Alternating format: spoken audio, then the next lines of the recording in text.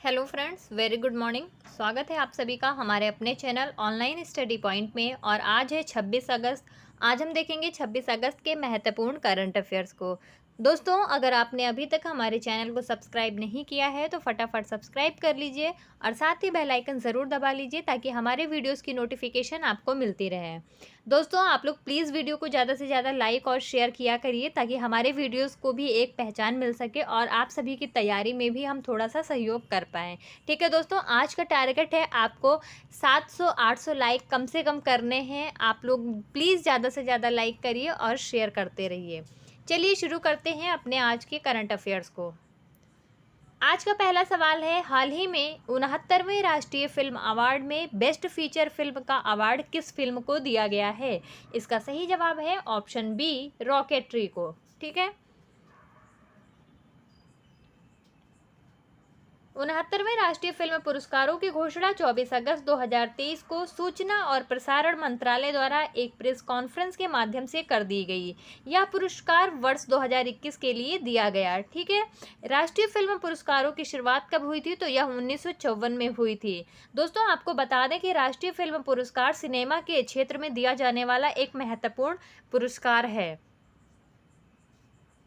69वें राष्ट्रीय फिल्म पुरस्कारों में दिए गए कुछ प्रमुख अवार्ड्स को देख लेते हैं। सर्वश्रेष्ठ नॉन फीचर फिल्म का पुरस्कार किसे दिया गया है? एक था गांव को। सर्वश्रेष्ठ हिंदी फिल्म का पुरस्कार किसको दिया गया है? यह दिया गया है सरदार उधम मूवी को। सर्वश्रेष्ठ फिल्म समीक्षक का पुरस्कार किसे दिया गया है? तो यह दिया गया है पुरुषोत्तम चार्यलू तेलुगु फिल्म को दिया गया है। नरगिस दत्त पुरस्कार किसे दिया गया है? तो यह द कश्मीर फाइल्स को दिया गया। ठीक है, नरगिस दत्त पुरस्कार द कश्मीर फाइल्स को दिया गया है, तो आप लोग इसे याद रखिएगा। सर्वश्रेष्ठ फिल्म का पुरस्कार किसने जीता है? तो यह रॉकेटरी द नाम्बी इफेक्ट को दिया गया है। जैसा कि मैंने अभी बताया कि रॉकेटरी मूवी को सर्वश्रेष्ठ फीचर फिल्म का पुरस्कार दिया गया है। नेक्स्ट है, सर्वश्रेष्ठ अभिनेता का पुरस्कार किसने जीता है? तो यह अल्लू अर्जुन ने जीता है पुष्पा द राइज पार्ट 1 के। जिन्होंने अल्लू अर्जुन, जैसा कि आप लोगों ने पुष्पा मूवी में देखा होगा कि अल्लू अर्जुन ने काम किया है, बहुत ही अच्छा रोल निभाया है, तो उन्हें दिया गया है सर्वश्रेष्ठ अभिनेता का पुरस्कार। जबकि सर्वश्रेष्ठ अभिनेत्री के रूप में किसे अवार्ड दिया गया है? तो वह दिया गया है गंगूबाई मूवी के लिए आलिया भट्ट को और कृति सेनन को। ठीक है, तो इसे याद रखिएगा, ये जो पुरस्कार हैं ये बहुत ही ज़्यादा इम्पॉर्टेंट है आपके लिए। अगला सवाल है, हाल ही में किसी इन्फोसिस के ब्रांड एम्बेसडर के रूप में नियुक्त किया गया है? इसका सही जवाब है दोस्तों ऑप्शन बी, राफेल नडाल। ये स्पेन के टेनिस खिलाड़ी हैं राफेल नडाल, और इन्हें अब इन्फोसिस का ब्रांड एम्बेसडर नियुक्त कर दिया गया है। ये है राफेल नडाल, टेनिस खिलाड़ी। ठीक है, और ये स्पेन के रहने वाले हैं। आईटी प्रमुख इन्फोसिस ने टेनिस स्टार राफेल नडाल के साथ 3 साल की साझेदारी कर ली है। विश्व स्तर पर खेल के दिग्गजों में से एक रूप में पहचाने जाने वाले उनमें पिछले कुछ वर्षों में टेनिस की बदलती कठिनाइयों के साथ बदलाव करने की क्षमता भी है। वह इन्फोसिस के डिजिटल इनोवेशन के लिए ब्रांड एम्बेसडर के रूप में कार्य करेंगे। तो इन्फोसिस का ब्रांड एम्बेसडर किसे बना दिया गया है दोस्तों? तो यह बना दिया गया है टेनिस खिलाड़ी राफेल नडाल को। इन्होंने टेनिस के कई सारे खिताब भी अपने नाम कर रखे हैं।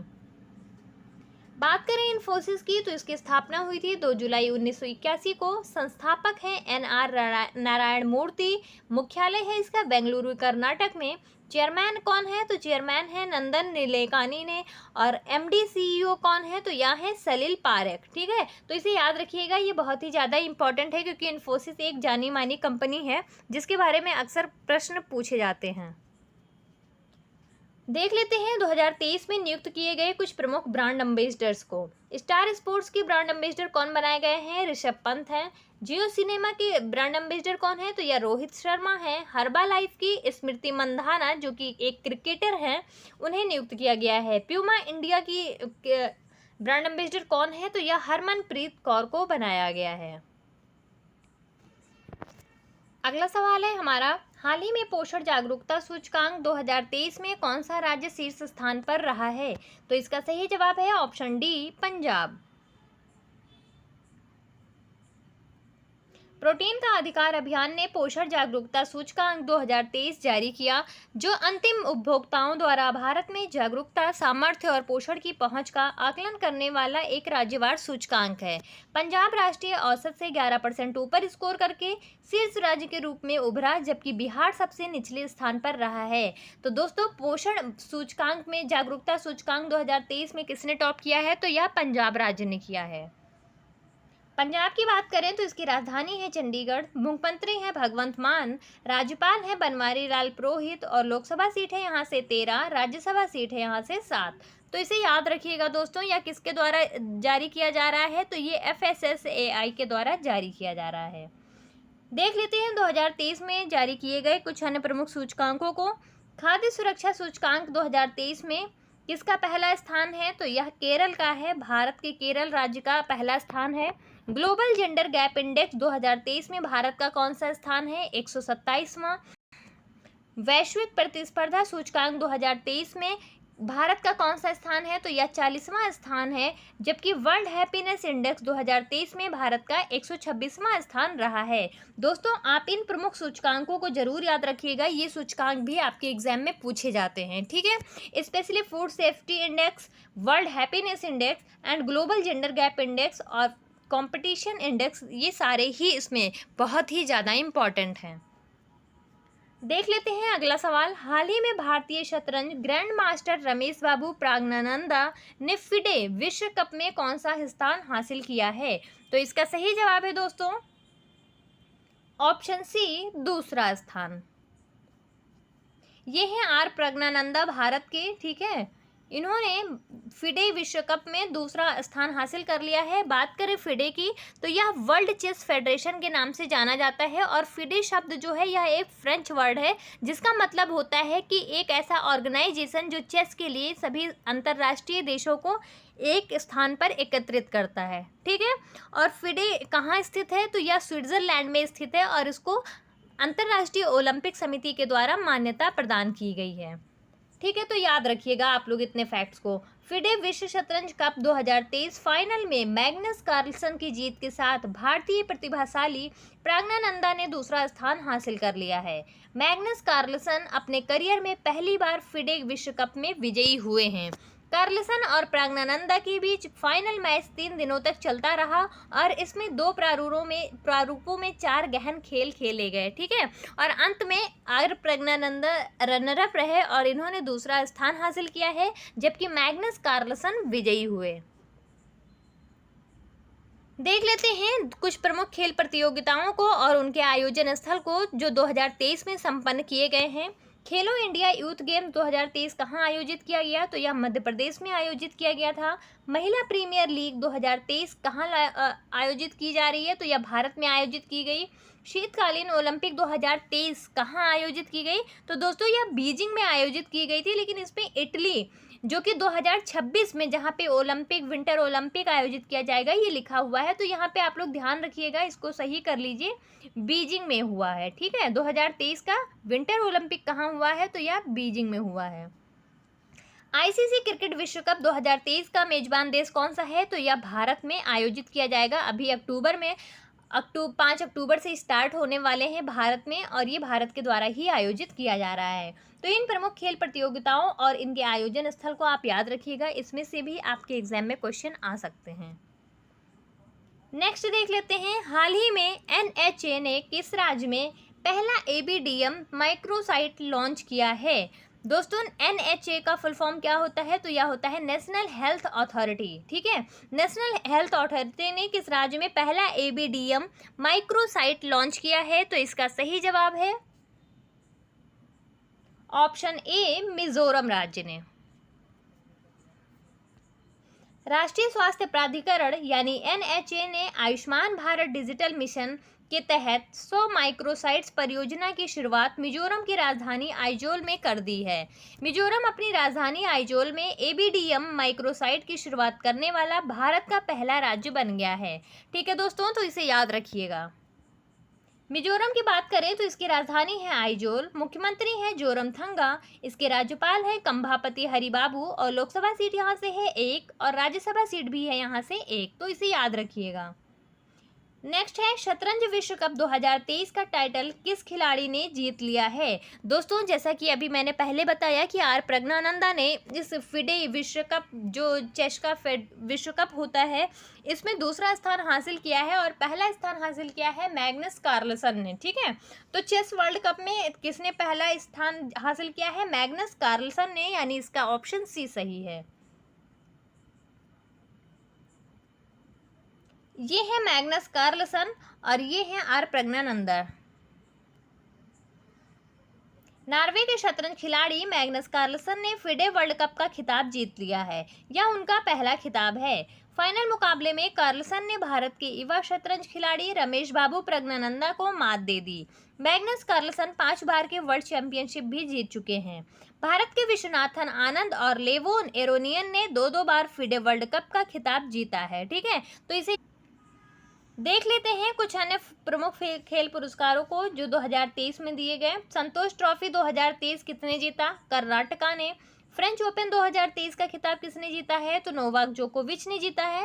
दोस्तों ये जोकोचिव नहीं बल्कि जोकोविच है। ठीक है, महिला आईपीएल 2023 किसने जीता? या मुंबई इंडियंस ने जीता है। और रणजी ट्रॉफी 2023 का खिताब सौराष्ट्र यानी गुजरात ने जीता है। तो इन पुरस्कारों को आप याद रखिएगा और इनका बार बार रिवीजन करते रहिए। नेक्स्ट है हाल ही में किसने भारत के पहले कैटेलिस्ट सेट का निर्माण किया है? तो इसका सही जवाब है ऑप्शन सी, भेल। भेल की बात करें दोस्तों तो भेल का फुल फॉर्म होता है भारत हैवी इलेक्ट्रिकल्स लिमिटेड। ठीक है, सार्वजनिक क्षेत्र की engineering company Bharat heavy electricals limited ने स्वदेशी सेलेक्टिव कैटेलिस्ट रिएक्टर का पहले सेट का विनिर्माण सफलतापूर्वक पूरा कर लिया है। इससे कंपनी को ताप बिजली घरों से NOx के उत्सर्जन को सीमित करने में मदद मिलेगी। यह प्रणाली उत्सर्जन नियंत्रण में मदद करती है। ठीक है दोस्तों, तो आप लोग याद रखिएगा कि सेलेक्टिव कैटलिस्ट रिएक्टर का निर्माण सबसे पहले किसने तैयार कर लिया है? तो भेल ने तैयार कर लिया है। भारत हैवी इलेक्ट्रिकल्स लिमिटेड की बात करें तो इसकी स्थापना हुई थी 1965 में। इसका मुख्यालय नई दिल्ली में है और इसके चेयरमैन MD हैं नासिर सिंघल। हाल ही में महिला समानता दिवस कब मनाया गया? इसका सही जवाब है ऑप्शन डी, 26 अगस्त को। महिला समानता दिवस प्रतिवर्ष 26 अगस्त को मनाया जाता है। यह दिन महिलाओं के समान अधिकारों और अवसरों के लिए चल रहे वैश्विक संघर्ष को मान्यता प्रदान करता है। महिला समानता दिवस की जो इस वर्ष की थीम रही है दोस्तों वह क्या रही है? तो उसकी थीम रही है आलिंगन समानता। ठीक है, तो इसे आप लोग याद रखिएगा। महिला समानता दिवस कब मनाया जाता है? 26 अगस्त को मनाया जाता है। अगस्त में मनाए जाने वाले कुछ अन्य प्रमुख दिवसों को देख लेते हैं। 10 अगस्त को मनाया जाता है विश्व जैव ईंधन दिवस। 12 अगस्त को मनाया जाता है अंतर्राष्ट्रीय युवा दिवस। 14 अगस्त को मनाया जाता है पाकिस्तान का स्वतंत्रता दिवस और 15 अगस्त को क्या मनाया जाता है? भारत का स्वतंत्रता दिवस।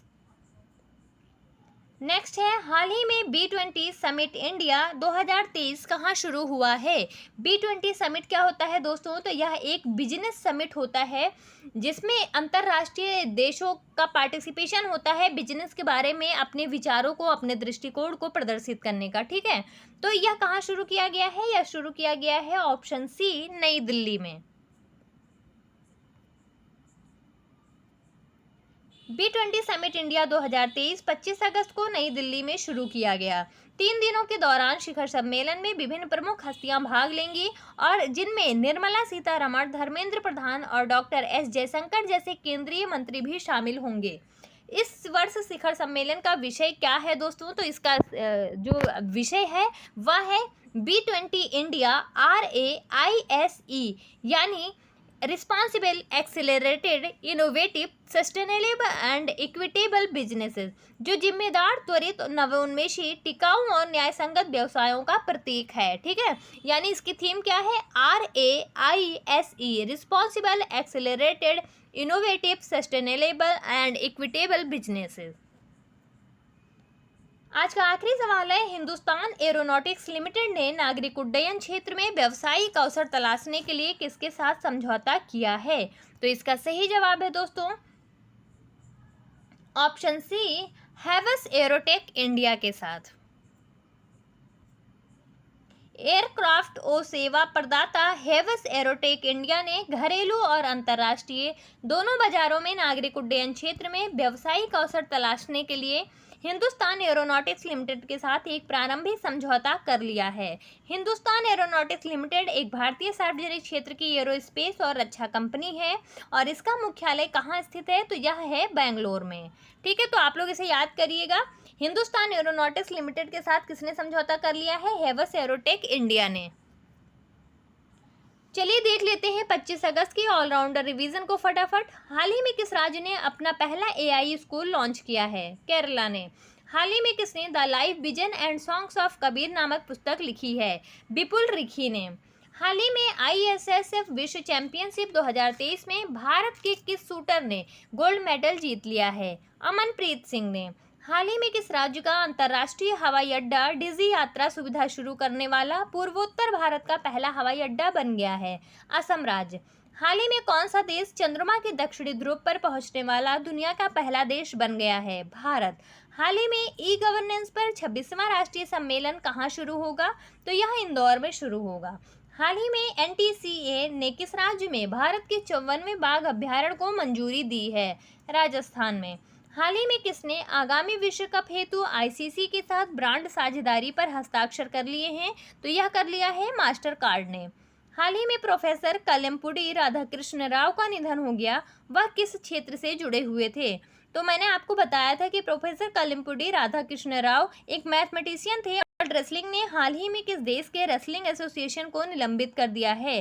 तो भारत देश के रेसलिंग एसोसिएशन को निलंबित कर दिया गया है चुनाव पूरा न कर पाने के कारण। तो ये थे हमारे 25 अगस्त के ऑलराउंडर रिवीजन। और अब देख लेते हैं आज के प्रश्न को।